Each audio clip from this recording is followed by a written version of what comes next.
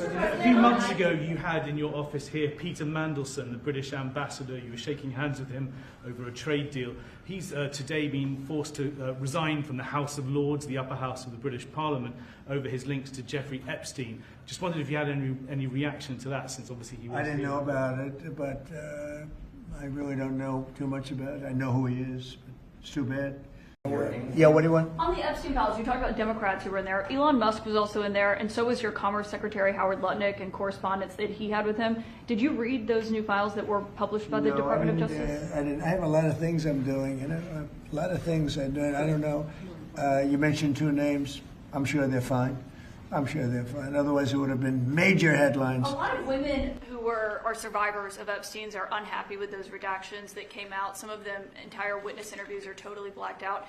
Do you think that they should be more transparent? With the fact that they thought they released too much. I heard that, and you tell me something else. No, I think it's really time for the country to get onto something else. Really, now that nothing came out about me, other than it was a conspiracy against me, literally, by Epstein and other people.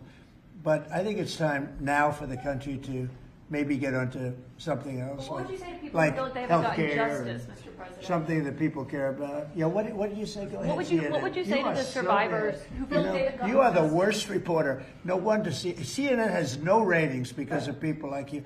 She's a young woman. I don't think I've ever seen you smile. I've known you for 10 years. I don't think I've ever seen a smile on your face.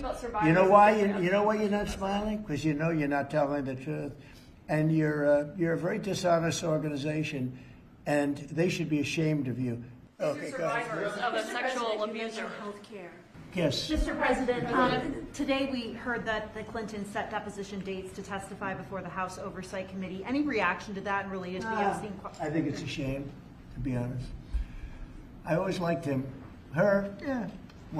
She's a very capable woman. She was better in debating than some of the other people, I will tell you that. She was smart woman. I hate to see it in many ways.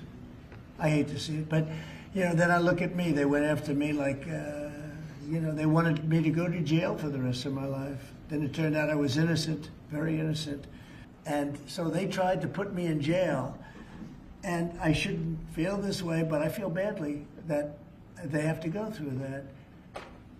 But then I say, but they did far worse than me. They wanted to put me in jail.